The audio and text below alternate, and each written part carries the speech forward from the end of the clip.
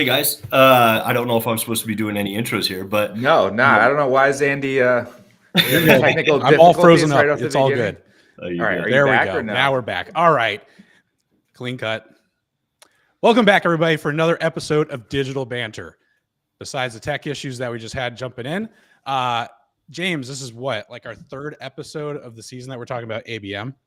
Yeah, Something like that, apparently right? that's like Except the new we are trend. talking with a guy that apparently runs demand gen. However, we're talking about ABM just because it's working so well for UserGems. So Isaac Ware, Senior Director of Demand Gen over at UserGems, is joining us today.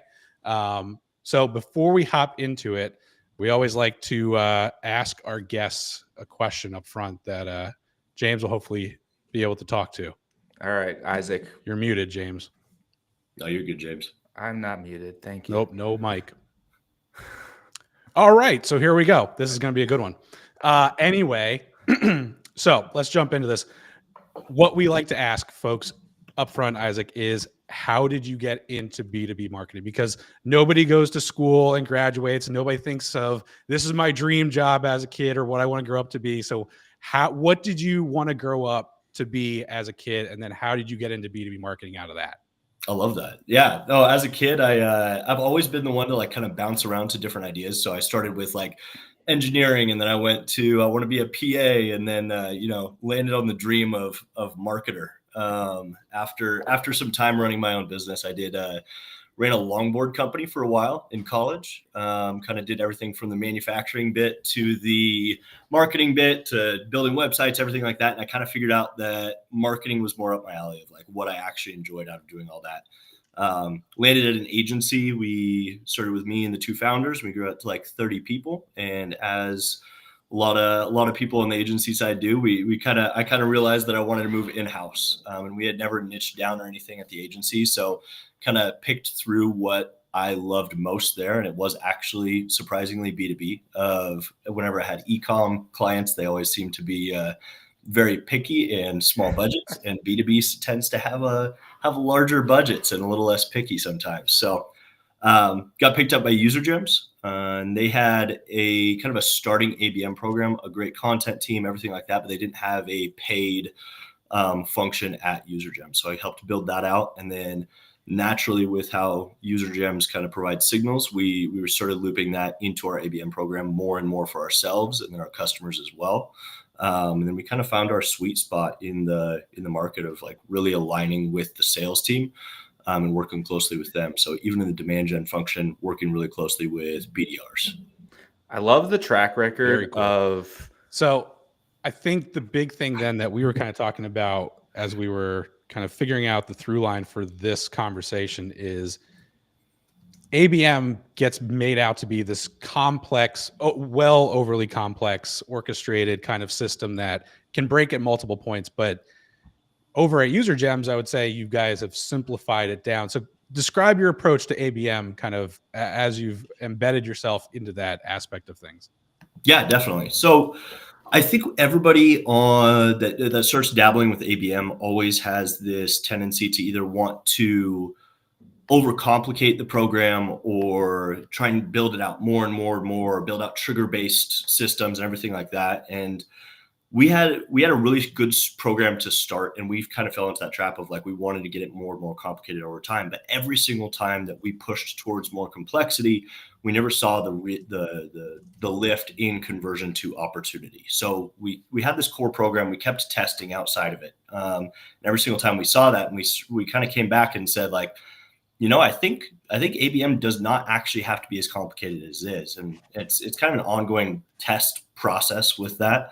But yeah, we kind of landed on this methodology and roll it out for customers using UserGems.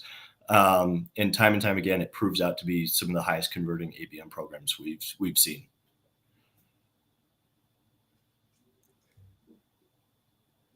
All right, we're kind of killing it with the sound here. You can hear me, right, Isaac? I can hear you, James. All right, and Andy can't hear me. So everybody else who's watching, for some reason, Restream is a piece of shit, and we are going to probably move away from it at this point.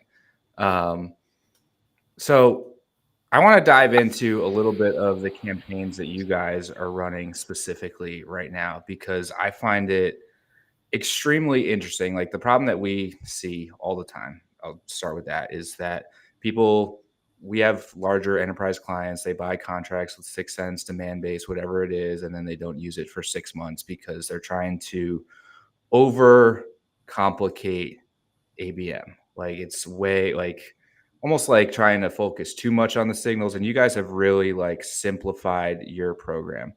Can you kind of like give some advice on, I would say more or less like where to start before you start investing in any technology or pretty much anything for your ABM program? Yeah, definitely. So one of the main things I recommend people starting with is finding a way to align with your BDR team. And for a lot of BDR teams, you'll have 1 or 2 reps that are very good at trying to find these signals on their own before you even start talking about an ABM program. So these are the reps that are going after revive, close, lost. They're going after previous champions. They're looking at accounts that have surges in new hires and buying roles. They're already doing a lot of these things. So I think the first step for a lot of people, especially on the marketing side, is go talk to your best reps. Like find out what signals are working for them. So then you can kind of step in and programatize finding those signals for them through whatever means necessary. But the big difference here is, like you mentioned, with like 6 cents, is it's a black box of intent. And I gave a presentation at B2BMX one time with Eric Taylor, who heads up global SDR at SAP, and he said something along the lines of, "My reps have never been excited to reach out to an account because, quote unquote, the account is surging."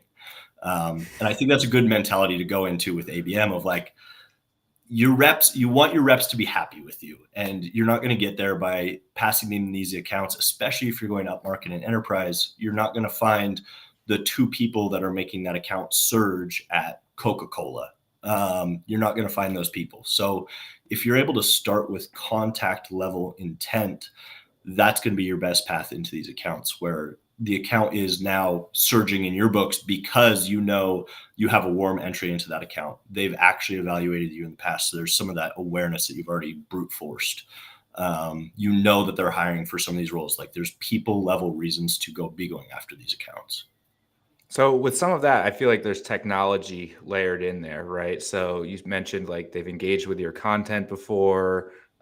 They change jobs. Like what are some of like I know UserGems plays a part in this as well, Yeah. but like, what are some of the entry level points I would say that you can get from your sales team as far as signals before you even go to that step? Yeah, definitely. I think some of your best point of contacts are outside of the sales team. If you can go to your CS team and kind of track down, like talk to your CS team about like, hey, who are 5 accounts where you just had your champion leave that account?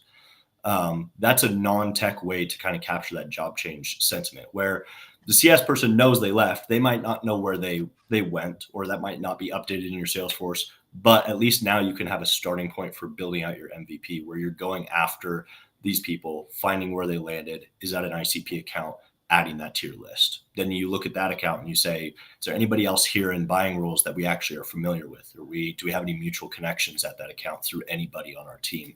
So the process initially can be very manual, but again, when you're building out an ABM program, I really believe you should default towards a more targeted one-to-one approach rather than going really, really broad one-to-many based off a lot of these signals. Because again, your first ABM program isn't going to be a massive pipeline generator. It's really focusing on buy-in from the BDR team.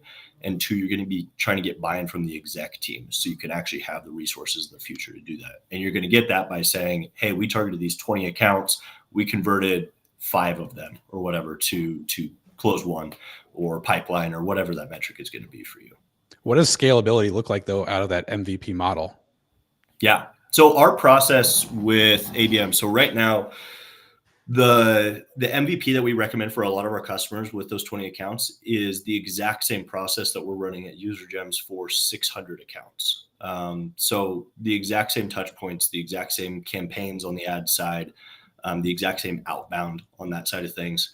So it is really whoever's leading that program. A lot of the time too, it is a director of marketing or director of demand. I recommend they actually are the one that stands up that program first and documents every single touch point, because your goal is to kind of have a template in crayon so that you can pass that to absolutely anybody. You can pass it to an intern and you could execute that program.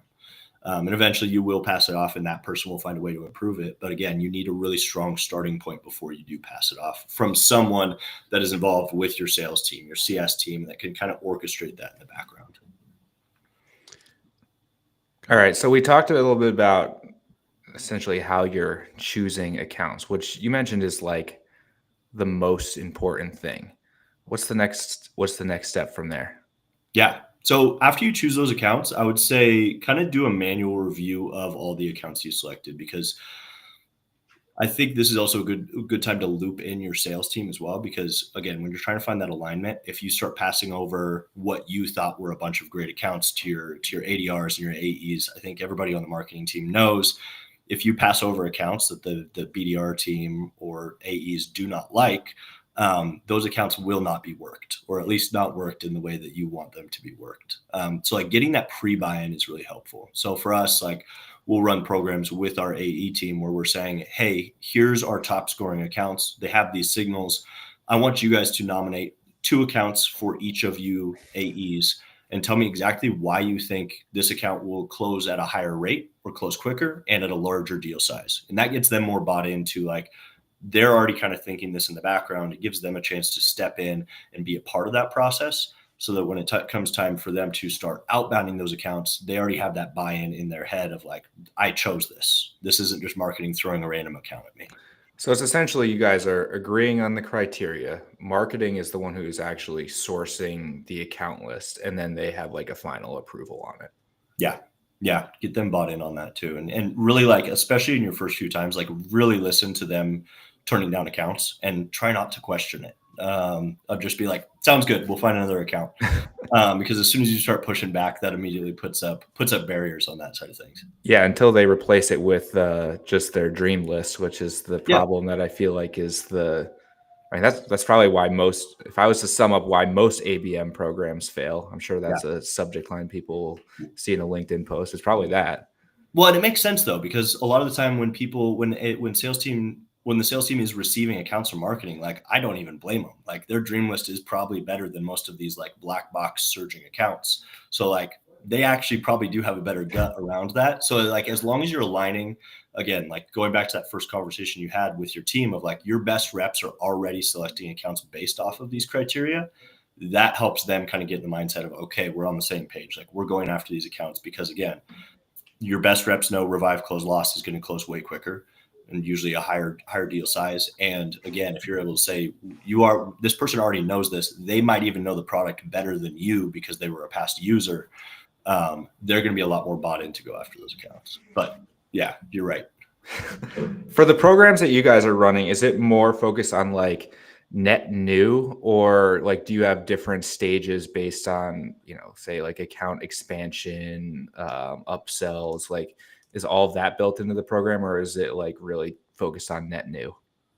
For us, our main core ABM program is net new, just because of the stage we're at in terms of like we're in hyper growth mode. Right.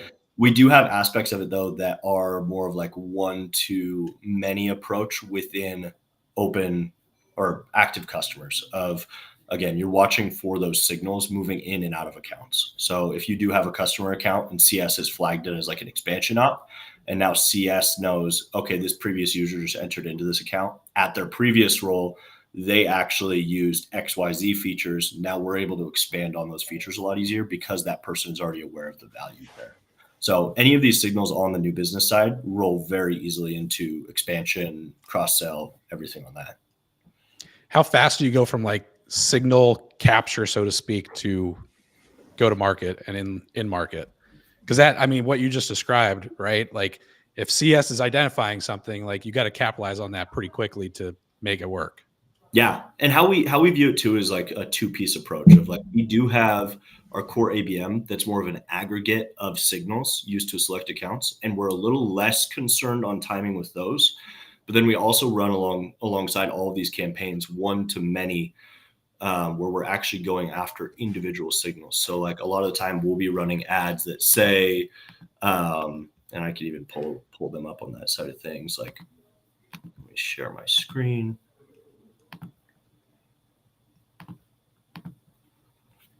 So we're running a lot of ads. Can you see my screen? You're good now.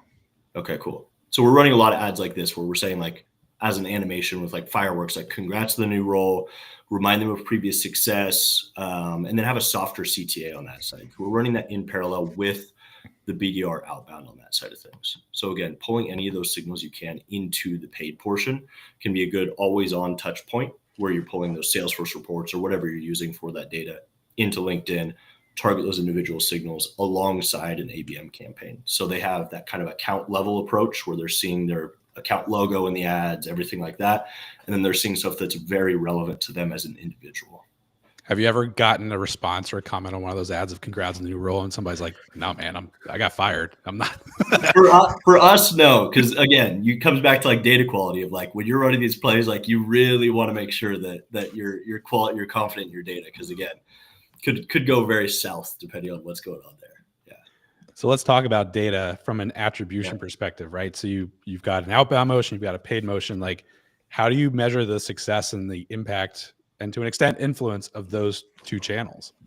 Yeah, it's one of the hardest barriers to break through, especially for teams where BDRs especially don't roll into marketing. I think it's becoming more and more common where BDRs roll into marketing, or at least marketing has a large say in what the BDRs are doing. But a lot of orgs, like that's one of their first questions when I talk through their ABM MVP is, okay, but like, what if they come through the ad? Like, how we approach it is more agnostic of like when, no matter what that conversion comes through, whether it's the ad or direct off of a outbound email sent, or maybe that person saw both of those and converted organically, like we pay out every single op on that side because of that buy-in.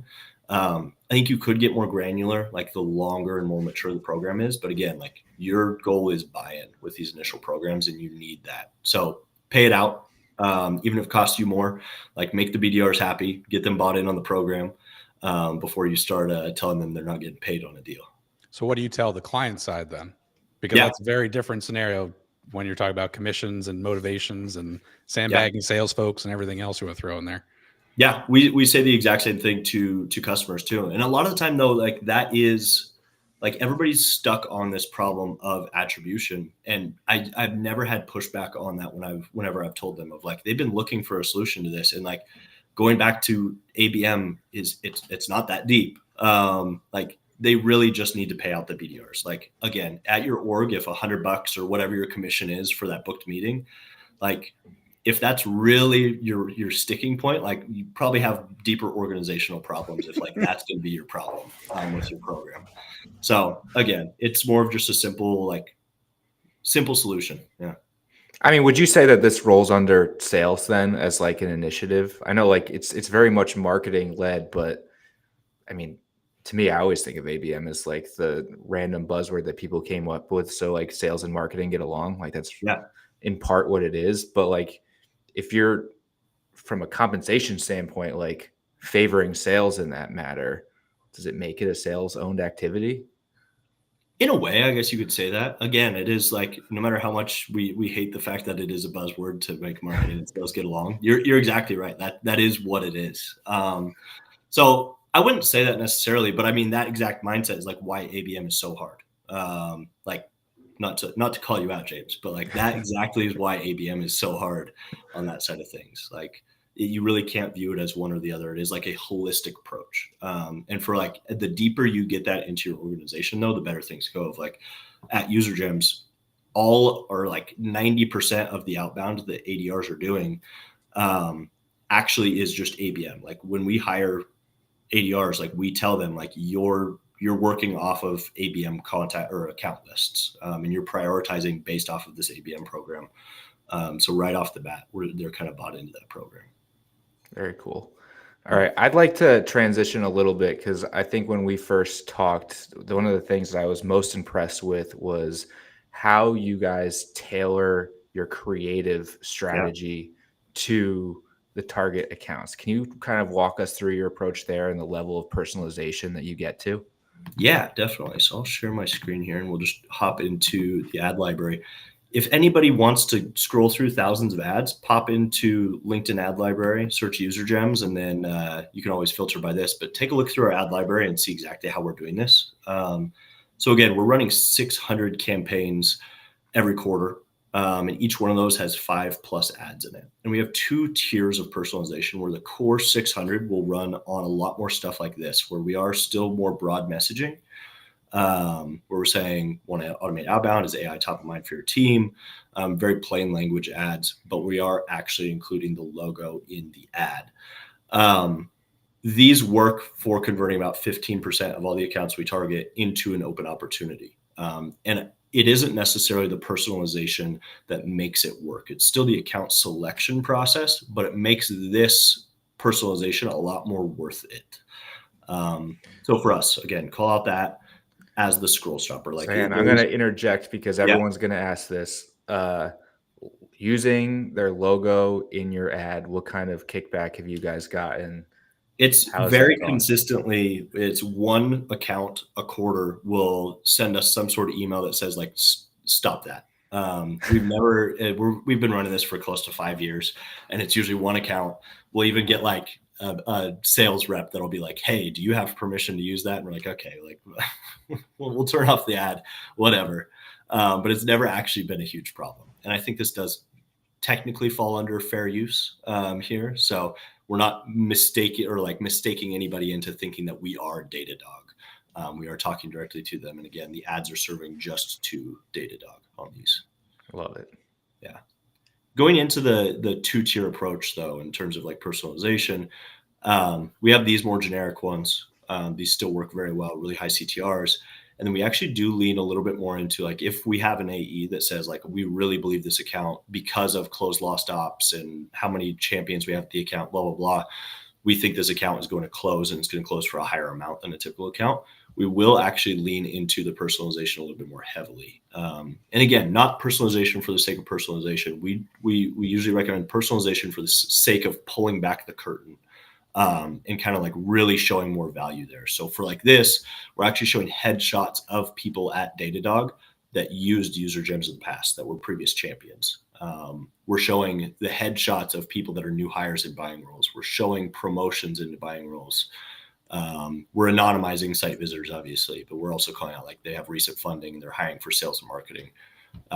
So we lean more into this side of things. And then again, on the landing page, we are doing the same thing. We're showing that score. We're showing them like an email that we actually sent to somebody at their company. In this case, like Sarah, their CMO, we sent this exact email to her. These are the reasons we're outbounding them. And then we also have a video from the AE kind of walking through like our approach to their account. So again, pulling back the curtain as much as possible, being more self-aware, but again, just like keeping it simple. Like this landing page is very, very simple. But we're just trying to quickly drive as much value as possible. So I'll say it's very simple, but it's also very personalized. How do you have any tips for doing something like this at scale? I mean, because we're talking about, if you're doing 20 accounts, that's 20 different landing pages, that's 20 times 5 different ads. Yeah. It definitely adds up really quickly. Yeah. Templatize as much as possible. We do this all. So all the ads are still done in Canva. We have one VA that's actually executing the creation of these. So we build the templates. The VA goes in, finds logos, puts those in there. So he knocks that out. 3,000 ads out in about a day and a half. It's pretty impressive on that side of things. So once you can process things, pass it to a VA because you don't want to be making 3,000 ads yourself. On the landing page side, we're using Webflow, the CMS there. So these are all templated out.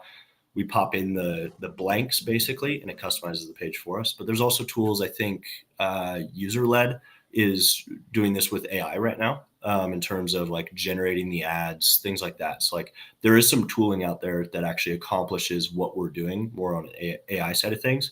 I'm partial to VAs. Like VAs have a human element. They can double check things. And they're still very inexpensive, even if you're paying double their normal rate. So I lean that direction with it. But again, it is more about process it first and then go that direction. For us, though, like those 600 accounts, we're not doing that level of landing page for 600 accounts. We'll only do about 20 at a time with that level of personalization.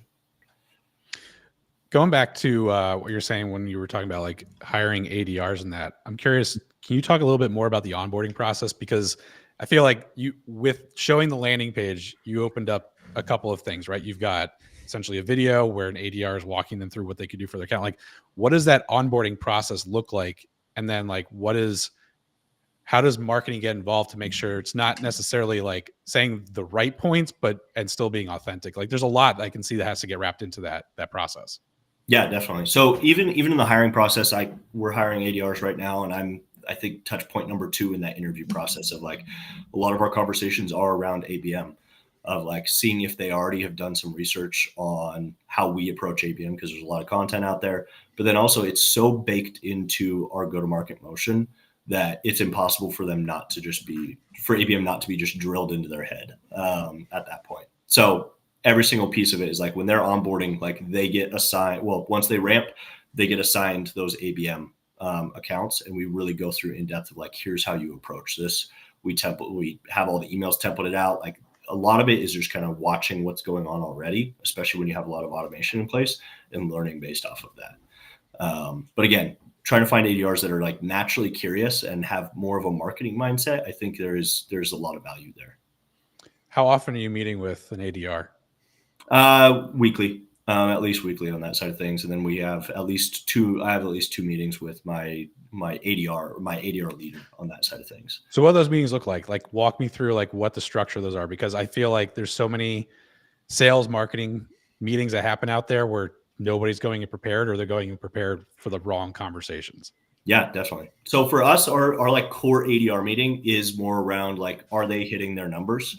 And then whenever we roll out a new program or anything like that, we bring that into the ADR meeting. So marketing comes in, kind of presents what's going on. And for us, it's a lot easier just because, again, we've been doing it for so long. But early on, a lot of it was sending accounts off like, y'all have until the end of the week to say no to these accounts, basically, or else you're stuck with these accounts. So you better do it. And now it's more like, unless I hear otherwise. Yeah, exactly. Yeah, so a lot of it was like double checking in, sending stuff over to them for approval, and like really getting them bought in on the process. Now that process is nailed down, that's much less of an issue. So we've actually pulled that approval stuff over to the marketing side, where we're confident enough in our data and like the signals we're using for these accounts that we actually don't pass over for that type of approval anymore, just because we don't run into those issues. But early stage, you're going to be sending stuff over and getting half the accounts that you sent over back. Yeah.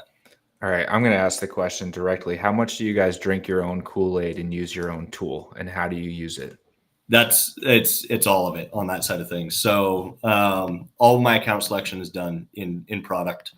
All of the outbound is pushed through UserGems on that side of things. So when I am actually looking to select accounts, I'm doing it based off. Can you see my screen?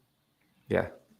Perfect. Yep. So whenever I select my accounts, it is based off of all those signals. So like I'm looking through here and filtering based off of like who has revive, close, lost, who has a customer competitor in there too. We have de-anonymization of website visitors, like how many of these accounts have actually been visiting our site already. And then we go down to the contact level and like make sure like we have previous customer contacts, closed, lost ops, like everything in there at the contact level.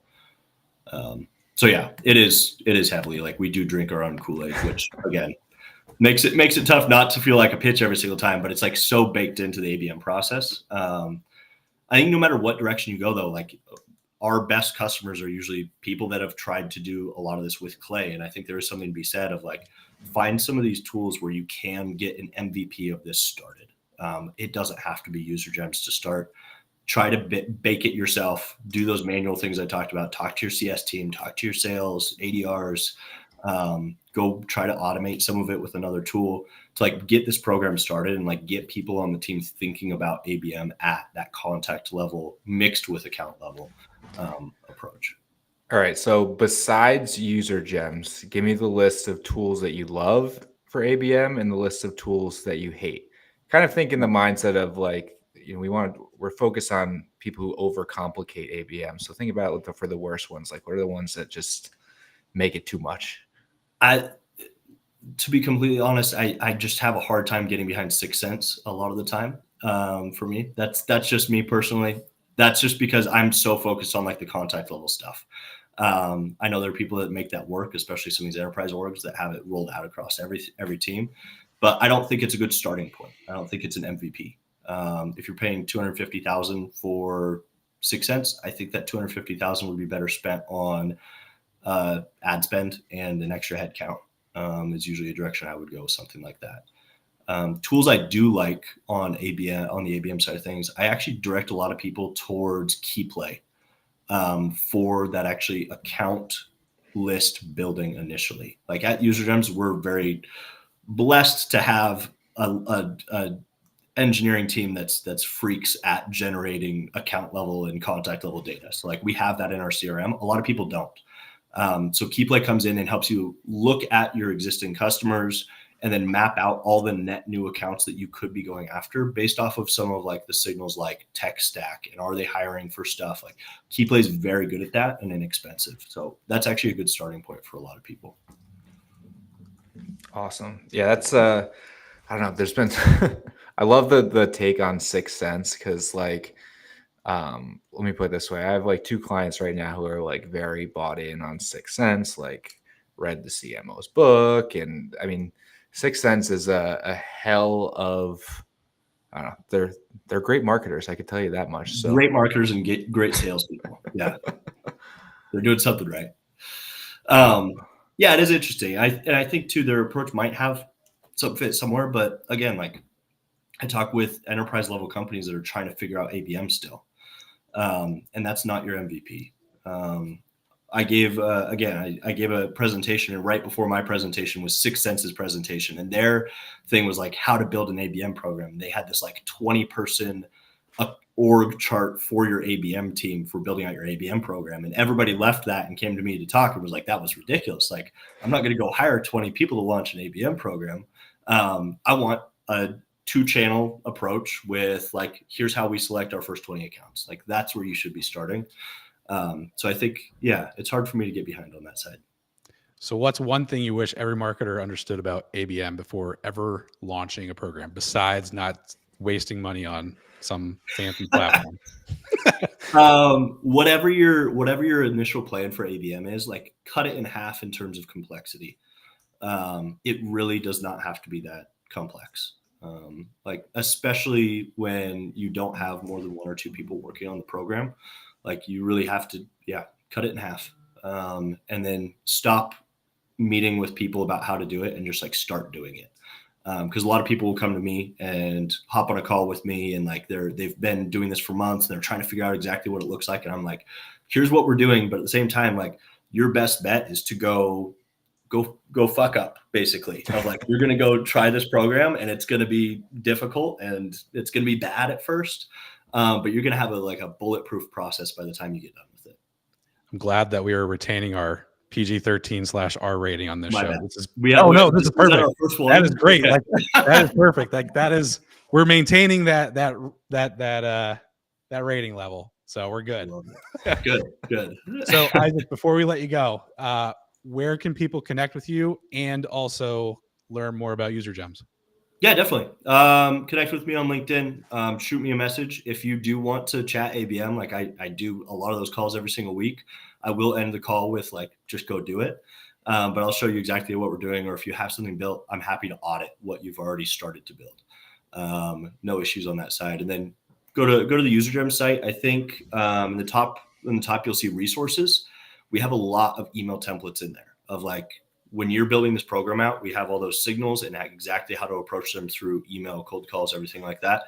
Copy and paste those. You don't have to buy UserGems right away. Go copy and paste those for your MVP to help your BDRs, basically. There you go. Awesome, man. Well, Isaac, thank you so much for joining us today.